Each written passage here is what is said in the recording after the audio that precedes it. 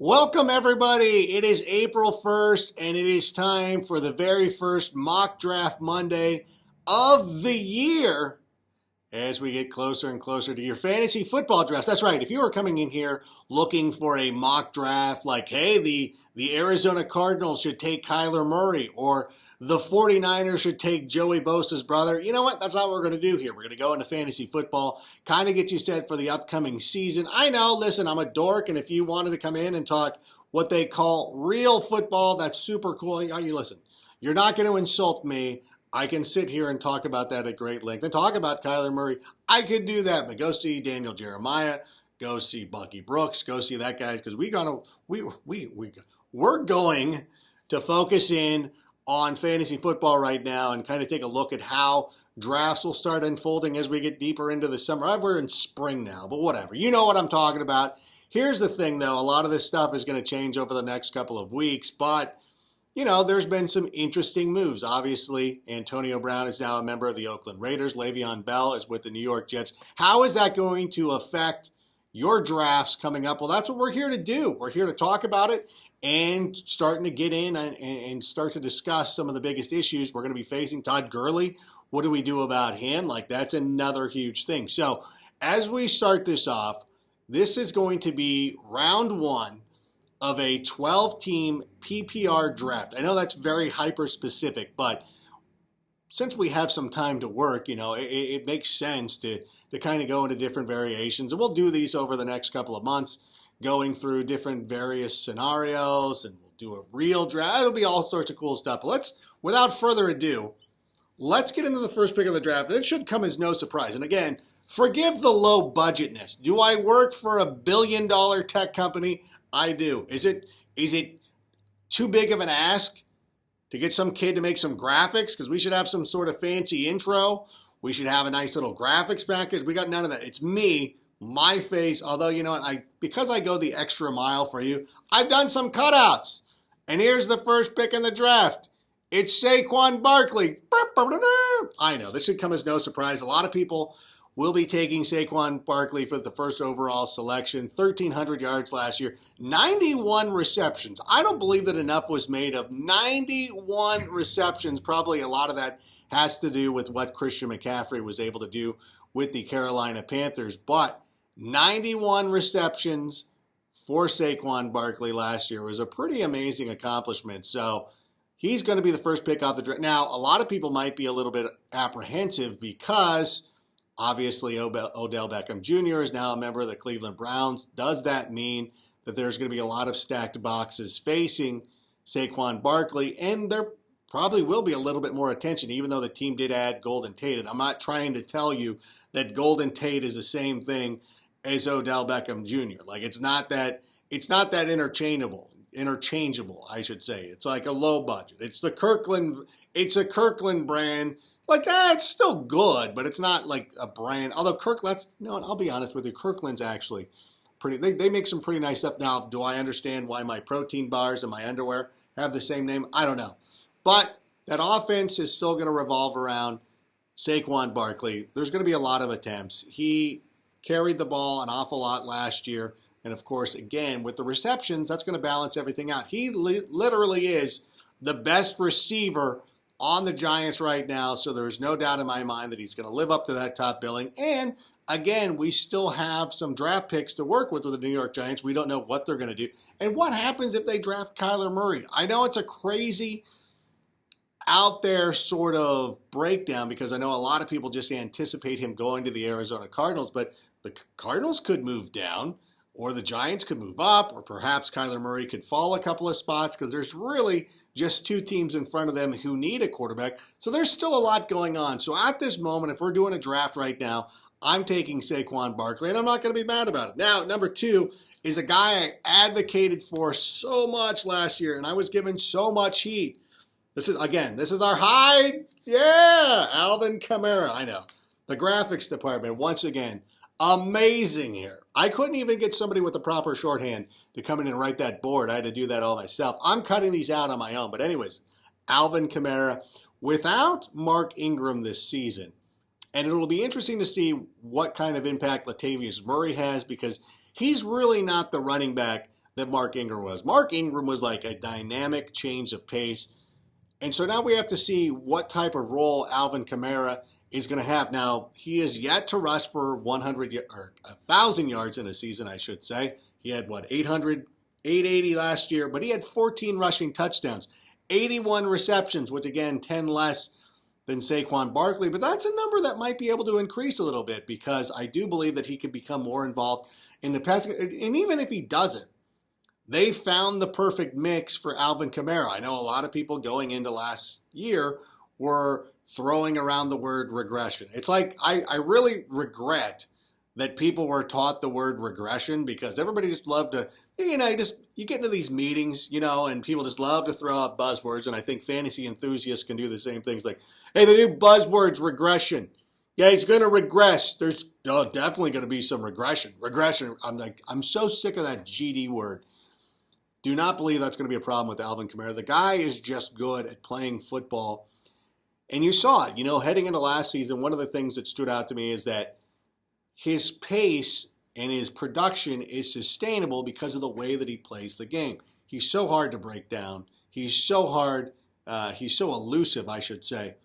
There's a lot of things he does well on the field, and that offense, of course, is going to revolve around him and Drew Brees, even though they're, again, starting to add some pieces here and there. I thought the Jared Cook signing was one of the more underrated signings of the offseason. That's kind of flown underneath the radar. But to me, that offense, it's still got Drew Brees. It's still going to be very talented. He's still going to be the focal point. Alvin Kamara is a safe pick for me at number 2. I know a lot of people might go in might have some other guys. Perhaps Christian McCaffrey. Again, you'll hear people yell, regression. But you know what? 100 receptions, in his case, 107 receptions, is nothing to scoff at. And he, again, comes into this season as the top receiver for the Carolina Panthers. Now, there have been some questions or some injuries with Cam Newton, and that will be obviously worth monitoring. But, again, we're looking for the opportunity. Now, he did rush for 1,000 yards last season for the first time in his career, I believe. Don't have to be a smartass if I got that wrong, but I do believe it was the first time that he got 1,000 rushing yards, but the 100 receiving yards. I think that even if he falls back to what Saquon Barkley did, where he gets back into the 90 range, he is still one of the most valuable players in all of fantasy football. And again, this is a third-year player who is on the ascension. I don't fear regression. I don't fear too much about that offense. I think DJ Moore could actually develop into a pretty nice receiver.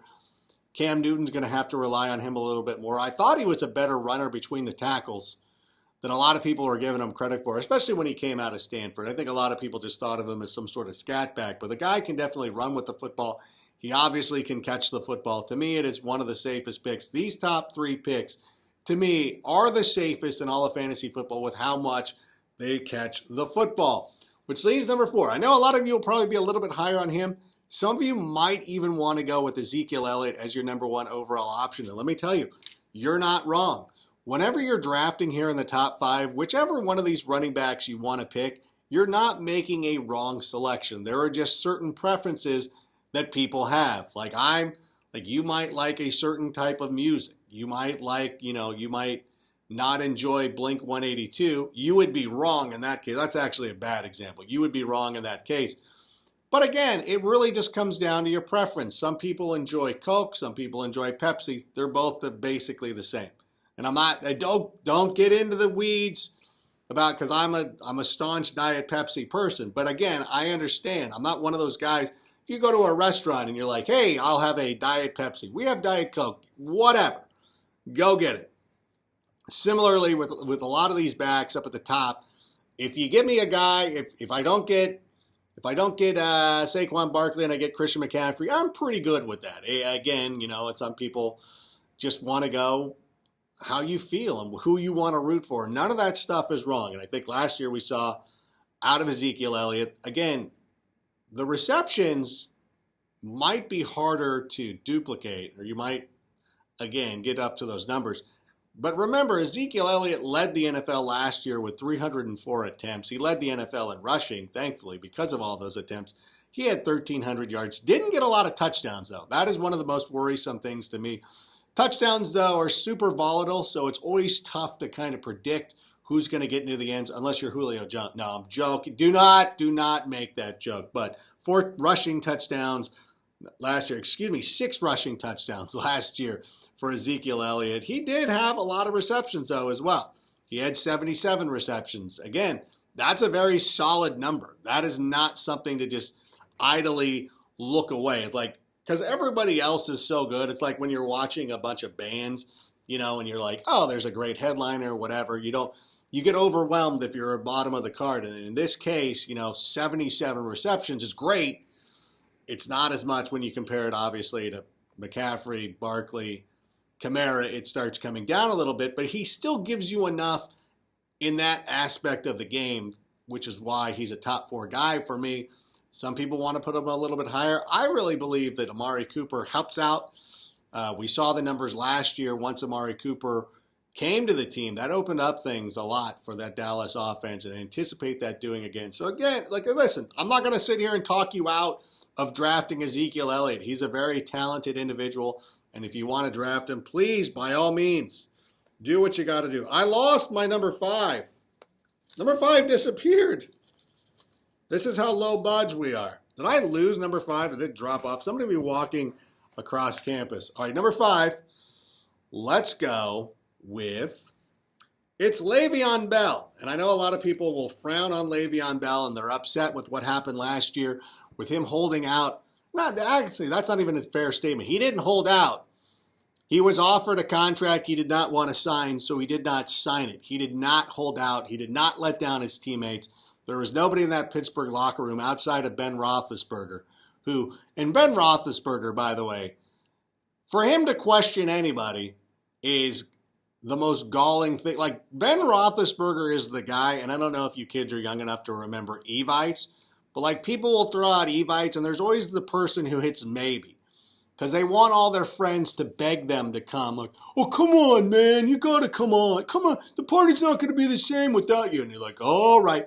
Because every year, Ben Roethlisberger threatens to retire. And then they draft Landry Jones, or is it Mason Rudolph? Excuse me. I went back a few years. Then they draft Mason Rudolph. Like, what are you guys doing? Like, what do you mean? Like, it's like your ride to school every day and then starts pulling this game of like, yeah, I don't know if I can pick you up tomorrow. You're like, okay, well, I'm going to ask my friend Al to swing by and pick me up. What do you mean? Like, what? I'm not good at it? Like, no, because you're not there for me all the time. And that's the thing, Ben Roethlisberger calling out anybody. But we're not even, that's besides the point. Le'Veon Bell instantly makes that Jets offense go. And again, you talk about a guy who probably will end up being the top receiver on the Jets team. I think that he could get very close, if not surpass 100 receptions. Sam Darnold is going to lean on him similarly to the way that Jared Goff leaned on Todd Gurley during his second year in the NFL. So I love Sam Darnold. I love that offense. Le'Veon Bell, to me, is a very safe pick. I'm not even worried about it. If I get Le'Veon Bell, I'm happy with it. I'm not going to make too much noise. I'm not going to be upset. I'm not going to pout. I'm not going to crawl for a do-over. Now, those are the top 5 running backs, and at some point I'm somebody who's very wide receiver adjacent. Like, I prefer wide receivers. And I think, I'm not a 0 RB guy, but I'm RB adjacent. Like, I would rather go to Del Taco, preferably. If I had my druthers, I'll pick Del Taco, but if everybody else in the car wants to go to Taco Bell, then, whatever, I'll go ahead and do that. I will make that concession or whatever. Where I won't concede is if we're going to Portillo's and somebody's like, we're going to go to Wiener Schnitzel, I will get out of the car. But that's all beside the point. Number 6, though, DeAndre Hopkins. Amazing season last year. No drops. That guy did not drop one football. That doesn't mean he caught every target because some of those balls were uncatchable. He had 163 targets last year, over 100 receptions, led the NFL. No, excuse me, he did not lead the NFL, but he had 1,572 receiving yards, 11 touchdowns, one of the most outstanding seasons. Again, he's going to be a guy who's funneled targets. Deshaun Watson had a little bit of a rough go early in the year. I was very bullish on Deshaun Watson. It didn't work out. I advocated a lot of people taking Deshaun Watson. It didn't work out. And you know what? Anytime those things go wrong, and you're pissed and your team's not as good as you thought it was going to be, thank Rank. Just say, thank Rank. You know what? I had Deshaun Watson. Thank Rank. But you know what? It did start working out towards the end of the year, and it certainly lended itself to not a breakout, but another great season from DeAndre Hopkins, which I, again, anticipate this being the same. And you can flip-flop. For me, you can flip-flop the two guys, because I'm going to go OBJ number 7. You can flip-flop DeAndre Hopkins and Odell Beckham Jr. And I know a lot of people are scared that Odell Beckham Jr. could lose targets. There's too many mouths to feed. And that I don't really subscribe to there's too many mouths to feed in an offense. Like OBJ is one of the best receivers in the game. And again, we have not seen him at his full potential. He has not even unleashed all of his superpowers. He has been held back. You know, he has been Superman who's been running around with a kryptonite necklace. That kryptonite was Eli Manning. Eli Manning was sort of, did you guys notice how the light changed in here? Like, I can't even keep the lights on in this building, but whatever. How am I not moving enough for the light? Whatever. Here's my thing, though. Odell Beckham Jr. has not played with a quarterback the caliber of Baker Mayfield. And I'm not saying that Baker Mayfield should be in the Hall of Fame right now, but he is a better quarterback right now than Eli Manning ever was during OBJ's career. And this is an opportunity for Odell to go out there and really show what he's able to do, like fully capable. Like if you've had a sports car and you've only driven it in 35 miles per hour school zones, all of a sudden you're going to get that thing on the interstate. You're going to get it on the I-40 and just let it fly as you're driving through Nebraska or wherever it is. I will tell you, I was pulled over one time in Nebraska, and the cop's like, hey, here's your ticket. You know, you got to show up, whatever. And I said, what? What if I don't pay this ticket? What happens? He's like, well, that happens. Never come to Nebraska again. And I'm like, done. You got yourself a deal. I'll never come back. The ticket was still only like 100 and whatever. Doesn't matter. But this is going to be a fully unleashed Odell Beckham Jr. It's kind of like when Jericho came over to the WWE. Like, we didn't really know. Like, Jericho was awesome in WCW. Clearly was fighting the glass ceiling. Even though the Lion Tamer was dope, the Man of 1,000, 4 holds, loved all that stuff that Jericho was doing. But once he finally got to the WWE, he fully reached his potential. Odell Beckham Jr. is going to be doing the same thing. All right. Speaking of guys reaching their full potential, I'm not afraid to go back to David Johnson. And this might be a situation where you could probably wait people out. People are being scared that David Johnson is not going to be the guy that won fantasy league titles for him a couple of years ago. And clearly he's probably not going to be 2016 David Johnson. Or could he be? Because that's the one thing about this new offense under Cliff Kingsbury. Now, his last seasons at Texas Tech, Cliff Kingsbury threw the ball to the back an awful lot. As a matter of fact, forgive me if I don't have the numbers exactly right, but he had this Texas Tech ranked 6th in percentage of passes to running backs. And that percentage got higher on early downs. And that's the most important thing for you to know, is that his passing percentage on early downs to running backs was in the top 10. The teams that he was fighting against, of course, were his old mentor up in Washington State, Dana Holmstrom, and those guys at West Virginia. Like those, anybody from the Mike Leach coaching tree, those were the guys that threw to the running back on early downs. And that is going to be a hallmark of Cliff Kingsbury's tenure with the Arizona Cardinals. Because a big thing you got to remember, when you have an offensive line that's been struggling, and it's struggled in Arizona for some time, and they could have a little bit of improvement. They've really addressed it in the offseason, and I anticipate them addressing it in the draft as well. But the way that you combat a terrible offensive line is to throw to your running back early. You don't want to get into situations where you're extremely predictable. And I think that we'll see a number of times that Arizona offense takes the field on first and second down. They're going to be targeting their receivers, be it Larry Fitzgerald or David Johnson. So while he might not rise to the heights that we saw a couple of years ago when he absolutely won you fantasy league titles it's not going to be the doldrums of the last couple of years. I remember that game against the Bears last year. They put David Johnson in the slot for one play. He caught a touchdown, and then they never went back to it. David Johnson was in a situation where they replaced their offensive coordinator midseason. Byron Leftwich had never called a play in the NFL, and he was out there trying to find his way. And that offensive line, again, struggled. So this looks like a rebound to me. You might be able to wait, and perhaps I'm a little too hyper. You got to know the guys in your league, the guys and girls in your league, and understand what they're going to be doing. Now, I do have Melvin Gordon up there. Melvin Gordon has been disrespected by me for quite some time.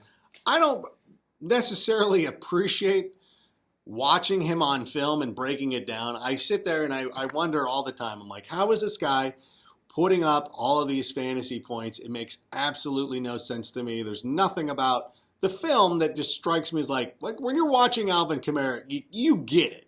You're like, yes, I'm watching something good. But Melvin Gordon is like watching, a Marvel movie for me, where you're like, okay, I understand a lot of people love this ass, but it does nothing for me. Like I don't get it at all. But here it is. He's a top 10 running back every time that he's on the field. He catches a lot of touchdowns from Phillip Rivers. So, you keep that momentum going. This is probably a pick that I wouldn't make. And I know a lot of people, and they're like, well, this is your mock draft. I'm like, I'm trying to get a sense of the way people are going to be reacting to certain situations in drafts upcoming. So I didn't want to put him up there. I think that he is, again, like he's disrespected by me, but I'm not going to sit there and tell you that he doesn't put up numbers. Marvel movies put up numbers. Melvin Gordon puts up numbers. I don't necessarily buy into either one of them, but I'm not going to argue with the facts because that would be stupid. And I don't want to spend too much time on it because I got 3. Oh, there's Le'Veon Bell. Found it, whatever. Listen, perhaps someday we'll get a proper graphics department. Perhaps we'll be able to be in a sound booth where it doesn't sound like there's a Mack truck driving through the window. But number 10, Julio Jones, one of the most disrespected you talk about disrespect. Oh, but Julio can't talk, like the SpongeBob meme, but Julio doesn't catch, whatever. Julio Jones is one of the best receivers in the NFL. We can make the argument that he is the best receiver in the NFL. 170 targets last season, led the NFL with 1,677 yards. He did have 8 touchdowns, so don't act like he never gets into the end zone. And they're clustered and everything. And I know a lot of people who want to disrespect Julio always will point to the game by, there's some games where that's every GD player in fantasy football. Every player disappears at some point. I can't help that. What do you want to do? Like it's just one of those things that's maddening. Like, listen, that's the thing with playing fantasy football is sometimes you have a stud who's got a great matchup or whatnot, and then somehow it doesn't work out. It doesn't come through. That's why it's called fantasy football. Like if it was that easy, everybody would be doing it. But again, great situation in Atlanta with a quarterback that likes to get on the ball. He gets his targets, and he's going to continue to be targeted even with the ascension of Calvin Ridley. Julio has had productive seasons with guys like Roddy White, guys like Taylor Gabriel, Tony Gonzalez. So it's not like anybody's taking the attention from him, which is similar, like why I don't fear Odell Beckham Jr. Like you see a lot of top 5 fantasy wide receivers have somebody who's pretty formidable on the other side of the ball from them. It's not that I just don't want you to find reasons why you don't want to draft a player. That I feel, again, this is like the way the NFL draft works, and it's the way fantasy football works, is that we spend so much time trying to poke holes, and everybody's trying to find an edge. Why I won't like this guy? Why I won't like that guy? When really you should just focus on the positives that these guys are giving you. And Julio Jones, so consistent. I had him on so many teams last year and loved having him in my lineup, especially in PPR. Double digits freaking every single week. I'm sure there were times there was, but he's so consistent, so reliable. Even if he doesn't get in the end zone, he's still getting his catches. He's still getting his yardage as an average. Like he averaged over 100 receiving yards per game. That's 10 points. If you had one reception for 100 yards, that's 11 points every week. And of course, he's adding touchdowns and receptions. Don't overthink Julio. Be able to draft him. Here's another one, Davante Adams. I think you know what? I'm not feeling, I know that I feel like I'm pot committed because I posted this on Instagram. And if you could follow me on Instagram, same deal, Instagram.com/AdamRankNFL. Davante Adams, I know, listen, the Packers are not good. I'm a Bears fan, as some of you might or might not know. But Davante Adams is getting a lot of buzz. He's going to be targeted a lot. Aaron Rodgers should have a bounce-back season with Matt LaFleur, or at the very least, he's not going to listen to the guy, and he's going to throw the ball on every down. I'm interested to see what happens with Aaron Jones. So I spent too much time already on him. Let's talk about Antonio Brown. A lot of you guys are scared of Antonio Brown. Don't think that he's going to go out there and put the production up with Derek Carr. But you know what? Those fears have no basis in merit. Derek Carr is a good quarterback. And now, again, we're looking for reasons why we wouldn't like Derek Carr. And I think one of them that has been pointed out by my colleague Graham Barfield is that his yards per attempt is always in the bottom half of the NFL. He's not somebody who throws the ball down the field. And I think when Gruden came in, he didn't have a lot of trust in Derek Carr. So he was like, yeah, we're gonna calm it down a little bit. Maybe not throw the ball down the field as much. But that's Tyrell Williams' game anyways. That's going to be the guy who stretches the field. Antonio Brown can catch the ball near the line of scrimmage. He is a good receiver down the field. He's a good receiver near the line of scrimmage. The guy just continues to get open. You go out there, just pop open the tape last year from Pittsburgh. He seemingly was open on each and every play. I am not fearing anything, any sort of regression or any one of those dumb buzzwords from Antonio Brown. As a matter of fact, I'm going to use this as an opportunity to swoop in. I hope I'm at the bottom of these drafts because you look at 12 and 13 right there. Let's say you take Antonio Brown. Let's say you take Mike Thomas. Now, obviously, as somebody who's 0 RB at Jace, that kind of fits my wheelhouse. I kind of like that kind of situation where you're like, oh, okay, yeah, like this could work for me. So again, I'm going to be looking at Antonio Brown. I'll let you guys fine, be a snob. Talk yourself out of drafting him for whatever reason. That's perfectly fine with me. I think that Antonio Brown's built up enough credibility over the course of his career that he's probably going to go and shake things up in Oakland and for the positive. Now, that stadium might be terrible. I was there last week watching the MLB home opener of the Oakland A's and the Los Angeles Angels. I guess we're just the Los Angeles Angels now. But anyways, Antonio Brown is going to be fine. I don't know what I can do to cast your doubts aside. It's like when I'm sitting there, I feel like I'm in the pool and I'm trying to coax my toddler daughter to jump in. Like, I got you. I will catch you. Antonio Brown is going to catch you. He is going to be good in Oakland. I don't know what more I can say about that. So I'd pair him with Mike Thomas. Now, you might have noticed that we didn't talk about Todd Gurley at all. I'm out on that situation. Like that is not something that I want to be a part of. The arthritic knee. Clearly he could come back and be fine and be healthy. And I don't question Todd Gurley. I don't question his toughness or anything like that. Todd Gurley is clearly one of the most talented guys in the NFL. What I do question is how much the Rams are going to be interested in using him this season, especially if they bring back somebody like C.J. Anderson or if they add a complimentary piece.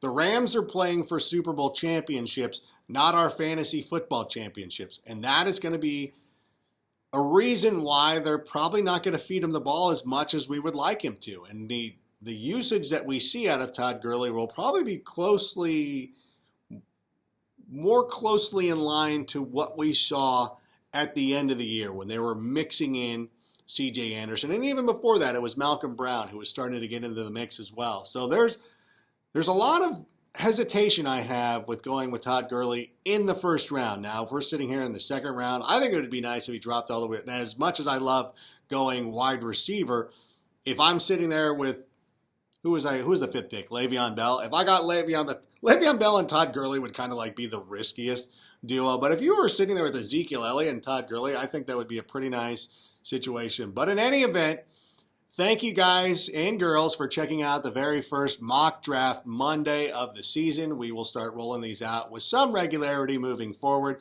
Do a lot of different scenarios to help you get ready to dominate in 2019. Till that time, see you.